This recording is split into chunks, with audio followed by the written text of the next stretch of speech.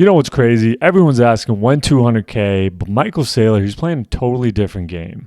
He just posted this, and if you've been following Saylor, you know he's not messing around. Bigger orange. Last time he tweeted something like this last week, bought 13,000 Bitcoin. Let's see how many he buys this week. What if I told you Saylor's not building a Bitcoin company? He's building a vehicle for the US government to acquire their plan of 1 million Bitcoin without anyone noticing. Yeah, let me show you. All right, let's rewind to 2020. Most companies are buying back their own stock with the cash that they have. And Michael Saylor goes against that in 2020 in COVID time and realizes maybe I should be buying something else. And he goes ahead and buys Bitcoin.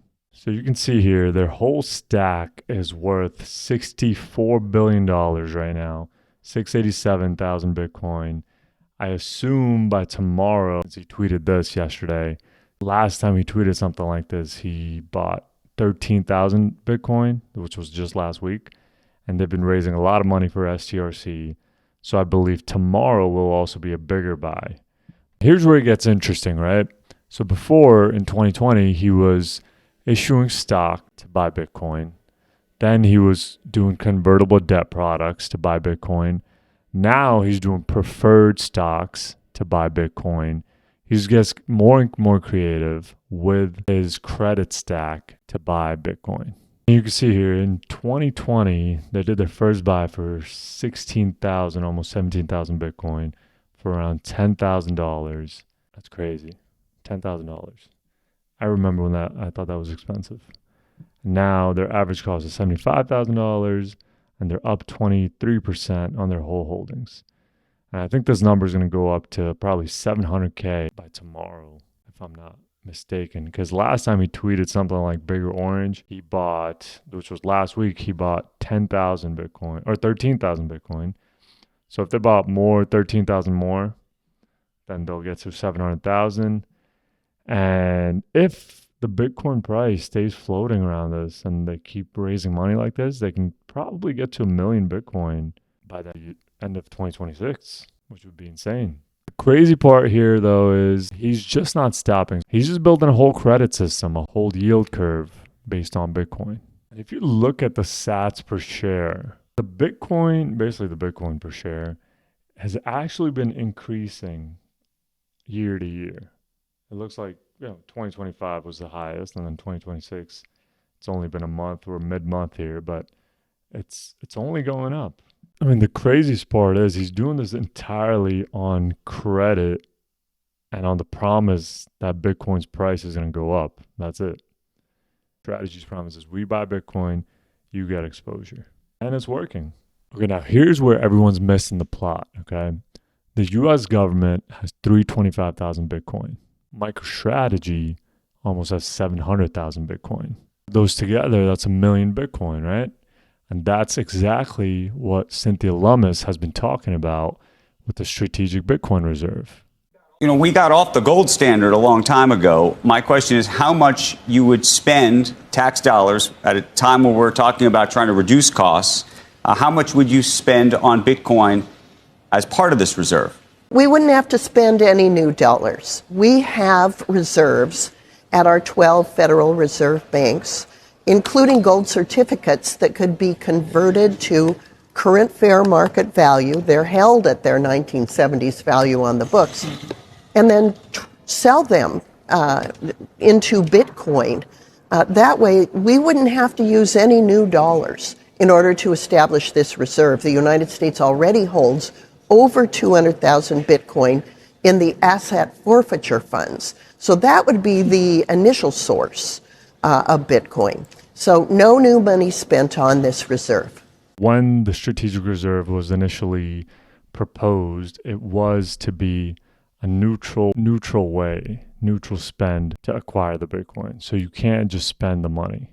So it has to be a neutral way. And this selling gold to buy Bitcoin is a neutral way to do it. Now, if that will happen or not, I don't know. But another way that it could happen is with MicroStrategy. So like they've acquired Oracle in the past, like Trump has said, because of the chips, AI chips. I don't see why we wouldn't do the same with strategy for Bitcoin. The fastest way to build a strategic reserve without moving markets, the most efficient route. But here's where it gets a little more interesting. I mean, Saylor knows this, and he's been talking about it the whole time. We're hearing rumors, and we've heard, that a number of major banks in the U.S. in the first half of 2026 will start to buy Bitcoin, sell Bitcoin, custody Bitcoin, and issue credit and margin lines against the native Bitcoin asset. That will be great for them. That will be great for Bitcoin. That will be great for us. That will accelerate adoption. So he's talking about banks adopting Bitcoin and custodying them, lending against them. Now, once this happens, this adoption train, I think Strategy will actually become the biggest bank because they'll have most of the Bitcoin. They already do. If we go back to that chart, look at who has the most amount of Bitcoin. You can see Strategy with almost 700. It's such a big lead. And then this is a mining, Mara, 21 Capital, Jack's company, Jack Mahler's, Metaplanet, Japan with Dylan over there, and Bitcoin Standard Company, Coinbase. You know what's funny? You can see Trump Media Company, DJT, actually is on this in the top 12.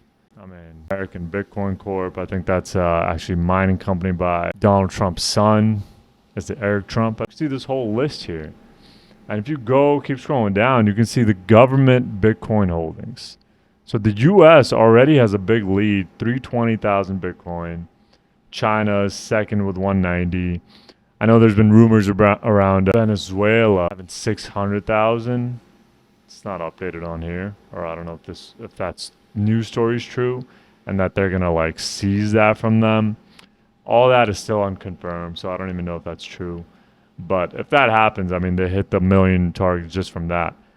But in reality, I think Strategy has two ways to go. It either becomes the biggest bank in the world, and it's going to be backed by Bitcoin, right? No fractional reserve lending, and they can actually do fully reserve lending.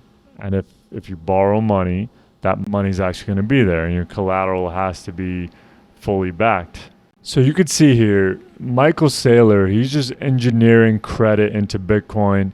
He's building his own yield curve, okay? With the risk appetite, everyone can kind of get into their own lane and figure out if they want volatility. If you want volatility and you're okay with it, you buy actual Bitcoin. If you want 2x the volatility, so 2x the upside, but also the downside, you buy the stock, which is MicroStrategy.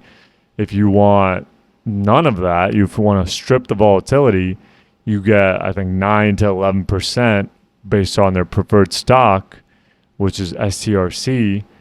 And sure, you lose the upside, the crazy upsides that Bitcoin has, but you get a steady 11%. And the risk you take there is basically the risk in strategy itself, so the credit risk of the company, and that's kind of offset by their cash holdings. So they have around a cash reserve of 2.25 billion, which I think covers them with their preferred stock payments for something crazy like 70 years or something like that. Again, anything's possible, so do your own research on the STRC. But I think Strategy's just, they're building their own credit and they're going to build their own bank, really. We'll see where that goes. Here's all the skeptics when asked about all this debt that he's taken on to buy Bitcoin. So what do you say to people who say, well, it's a Ponzi scheme because every time Bitcoin goes up, you issue more equity and debt to buy more Bitcoin. It just keeps going and going and going. Yeah, just like developers in Manhattan, every time Manhattan real estate goes up in value, they issue more debt to develop more real estate. That's why your buildings are so tall in New York City. It's been going on for 350 years. I would call it an economy. Fair. Snoop Dogg! I didn't know that part was in there, but yeah, so he's basically legitimizing Bitcoin as an asset, comparing it to real estate. And everyone gets confused because they're like, Bitcoin is just like nothing, but you have to do the research on figure out why Bitcoin is valuable. Go watch my video from before on what is Bitcoin, what is the utility value versus the monetary premium on it, and figure out what is money. And, check out maybe, there's a lot of podcasts out there. Robert Breedlove, What is Money show is a great show to refer to. And yeah, but basically this is legitimizing Bitcoin as a real asset, and we are going to get there. And he's obviously way ahead of the curve, and he's building a whole yield curve on it. Okay, so look, here's what I think is happening. Saylor's either building to be like the biggest bank in the world with the most Bitcoin, or he's building for a reserve for the US government to achieve 1 million Bitcoin. Building the infrastructure to become the Bitcoin Federal Reserve. The government might buy a stake of it, they might be a partner. The reality is Saylor's building something he doesn't need the government's permission for. Public companies already hold over 1.1 million Bitcoin. That's over like 5.5% of the whole supply that'll ever be. And Strategy might even get there themselves and hold 5% if they ever get to 1 million Bitcoin.